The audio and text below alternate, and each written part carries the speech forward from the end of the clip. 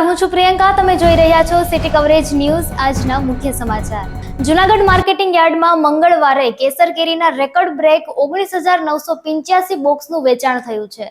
માવઠાને કારણે ખેડૂતોએ કેરી ઉતારી લેતા આવકમાં ધરખમ રીતે વધારો જોવા મળી રહ્યો છે. જૂનાગઢના માર્કેટિંગ યાર્ડમાં મંગળવારે કેસર કેરીની મબલખ રીતે આવક થઈ છે. મંગળવારે 19,985 બોક્સનું વેચાણ નોંધાયું છે, જે અત્યાર સુધીનું સિઝનનું સૌથી મોટું એટલે કે રેકોર્ડ બ્રેક વેચાણ છે. હાલ માવઠાને કારણે ખેડૂતોએ એક સાથે માલ ઉતારી લેતા આવકમાં ધરખમ વધારો થયો છે. મીડિયામાં પ્રકાશિત યાર્ડમાં રોજ 3,000 કિલો શાકભાજી બગડતા ફેંકી દેવું પડે, આ અહેવાલ તદ્દન ખોટા છે. Junagadh marketing yard inspector Haresh ગજેરાએ જણાવ્યું છે કે આટલું શાકભાજી બગડે તો વેપારીઓ ઉઠી જાય.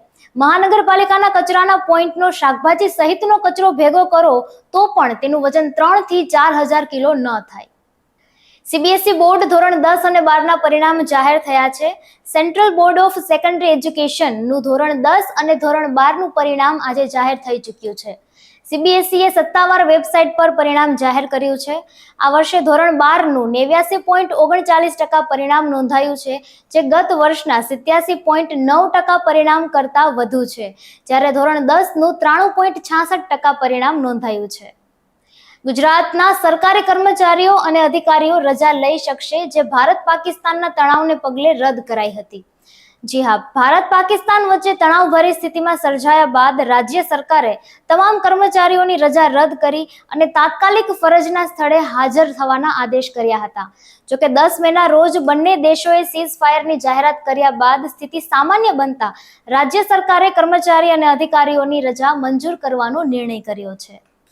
આજે સવારે નરેન્દ્ર મોદી એએફએસ આદમપુર ગયા અને આપણા બહાદુર વાયુસેના યોદ્ધાઓ અને સૈનિકોને મળ્યા. હિંમત, દ્રઢ નિશ્ચય અને નિર્ભયતાનું પ્રતીક એવા લોકો સાથે રહેવું એ ખૂબ જ ખાસ અનુભવ છે. ભારત આપણા સશસ્ત્ર દળોનો આપણા રાષ્ટ્ર માટે જે કંઈ પણ કરે છે તેના માટે હંમેશા આભારી રહેશે. 12 મેના રોજ પાકિસ્તાને ભારતના જે આદમપુર એરબેઝને નષ્ટ કરવાનો દાવો કર્યો હતો અને આજે ભારતીય વડાપ્રધાને તે જ એરબેઝની મુલાકાત લીધી અને સૈનિકો સાથે સુંદર તસવીરો પડાવી.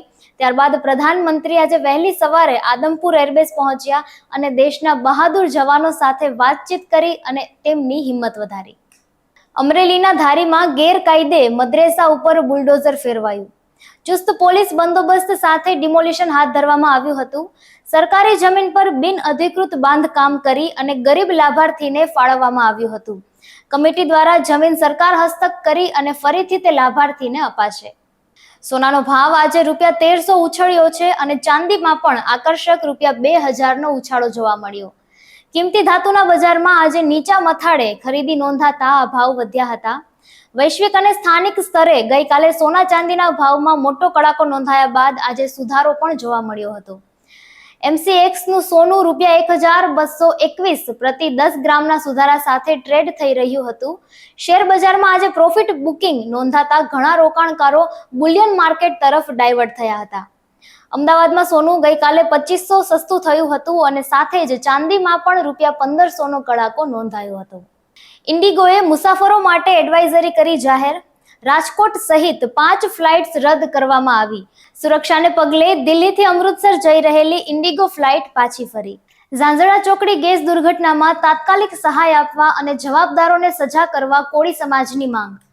ઝાંઝણા ચોકડીએ બનેલી ગેસ દુર્ઘટનામાં 3 લોકોના મૃત્યુ થયા છે, ત્યારે આ દુર્ઘટનામાં મૃતકના પરિવારજનોને તાત્કાલિક સહાય આપવા તેમજ જવાબદારો સામે તપાસ કરી અને કડક સજા કરવાની માંગ કરાઈ છે. અખિલ ભારતીય કોળી સમાજના નેજા હેઠળ રાજ્યના મુખ્યમંત્રીને સંબોધી અને એક આવેદન જૂનાગઢ જિલ્લા કલેક્ટરને આપવામાં આવ્યું છે, જેમાં આ માંગ રજૂ કરવામાં આવી છે.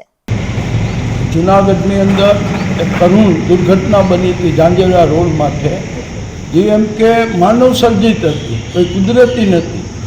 જવાબદાર અધિકારીઓની બેદરકારીના કારણે કોળીના એમ કે એક લાડકડી નાની છોકરી અને એક અમારી બેન બંને અને એક એમરજન્સીમાં ઘાયલ થઈ ગયા, હજી દાખલ છે.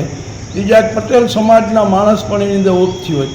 માનવની જિંદગી એક બેદરકારીના કારણે, અધિકારીઓની બેદરકારીના કારણે જે એમ કે માનવની જિંદગીની ભોગ લેવાનો તેને આજ કોળી સમાજે વખોડી કાઢીને અમારા ધારાસભ્ય ભગવાનજીભાઈની આગેવાની નીચે તમામ કોળી સમાજના આગેવાનો દ્વારા કલેક્ટરશ્રીને એક આવેદન સૂચિત કરેલું છે મુખ્યમંત્રીશ્રીને કે તાત્કાલિક સહાય ચૂકવવામાં આવે અને બે જવાબદારી કરી છે કર્મચારીઓ એની માટે પગલાં લેવામાં આવે.